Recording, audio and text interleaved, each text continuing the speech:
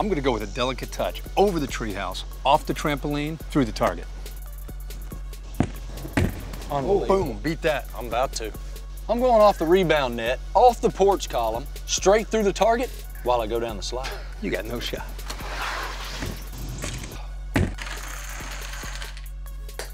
The Eckridge $1 Million Challenge is back. Enter at EckridgeFootball.com for your chance to win.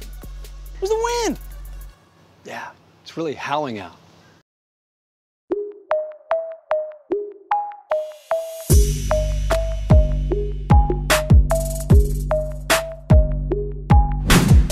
Welcome in, along with Zach Robinson. I'm Steve Palazzolo. Today discussing the Oklahoma offense.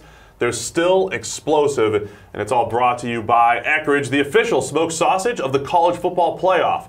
Zach, when we look at Oklahoma's offense, everybody knows how much we loved Baker Mayfield. Still love him on his way to the NFL this week.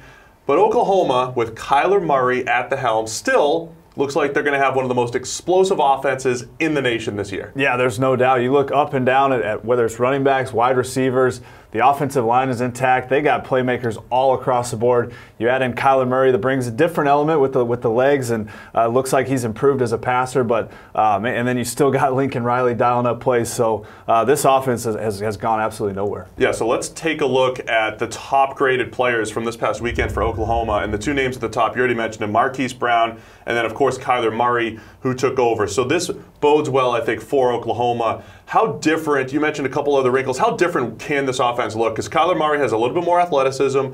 We watched his throws. He's got plenty of arm. I mean, he was the 9th overall draft pick in the Major League Baseball draft. He's an outfielder that shows up on the football field. How different will this offense look, and what are some of those new wrinkles that Oklahoma will tap into? Yeah, I think some of those wrinkles in the running game, and we didn't see a ton of true zone read with Baker Mayfield. We'll see some of that with Kyler Murray. We already saw it in the first game. There's a couple wrinkles here and there in the running game, and then you look in the passing game. He can do everything that Baker does. I think the plays that you'll miss are some of those extend the plays, eyes downfield. We saw Baker Mayfield time and time again just always extending, looking to take a shot when he was outside the pocket. So Kyler Murray might be forced to run on some of those situations, but in terms of what they're able to do offensively, they can do the same stuff in the passing game. They got the playmakers on the outside. It's not going to look a whole lot different, really. So with Murray, we did see the athleticism. We saw an early play where he was scrambling all over the place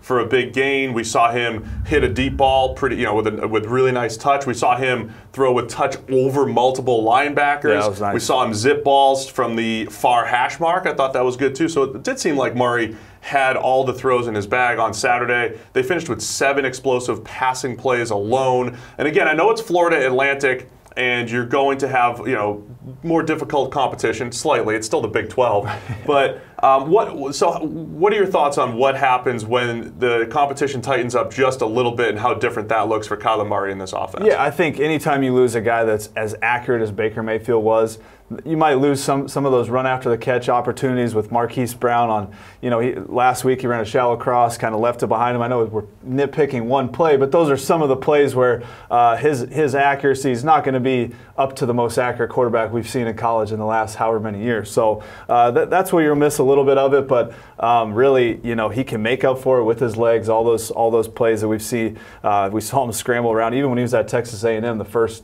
few games he played, we saw how dynamic he can be with his legs. So I think that's where you're kind of looking at some of the differences. But shoot, they're still got Marquise Brown on the outside, CeeDee Lamb. It's tough to just see how you're going to slow these guys down. That's what keeps me encouraged. Having Brown, having Lamb, having Rodney Anderson, Trey Sermon in the backfield. Look at how efficient Marquise Brown was. 133 yards on only 12 pass routes. It's one of our best ways of just showing efficiency for a wide receiver. Yards essentially divided by how many opportunities they had to run a route. So Marquise Brown, whether it was down the field, whether it was 50-50 ball. Yeah, he caught a 50-50 ball too. You Love put him that. at number 3 in our preseason wide receiver draft rankings, and he's supposed to be a speed guy. He's supposed to be running by guys or creating separation, but we saw that 50-50 ball. He went up and got it. Yeah, no, that was the biggest thing. It was in tight coverage last season. I think he caught 1 of 12 passes. So seeing him pull down, that just brings another element to their offense. Yeah, I like it. So we've got playmakers all over the place. Let me add one question mark, and it's just replacing a guy like Mark Andrews, who was a glorified slot receiver, built like a tight end. just a really good security blanket for Baker Mayfield over the last couple of years. We don't necessarily have that next guy in line, but do they have enough other playmakers between the running backs and these explosive receivers to maybe do without, say, that security blanket at tight end this year? I think so. We saw Mark Andrews and that play-action passing game especially really force the middle of the field, and that thing would open up, and that was such a big element to their game. I'm not sure if it's really going to matter. They can probably find a guy here. They've got a few names that they're shuffling through to get to replace that guy. But I think in the long term, it's not going to matter. There's enough playmakers. You got 2 great running backs. You got a good offensive line. You got Kyler Murray that can run around and make a ton of plays. So I think they got enough to definitely mitigate some of that stuff. So there you have it. Oklahoma still explosive on offense. They were number 5 in the PFF preseason top 25. Looked very good in week 1. That is your Oklahoma offense breakdown, brought to you by Eckridge. Don't forget to pick up Eckridge smoked sausage at your local grocery store for this weekend's tailgate or home gate party. And make sure to visit EckridgeFootball.com for great game day recipes and to enter their season-long $1 Million Challenge.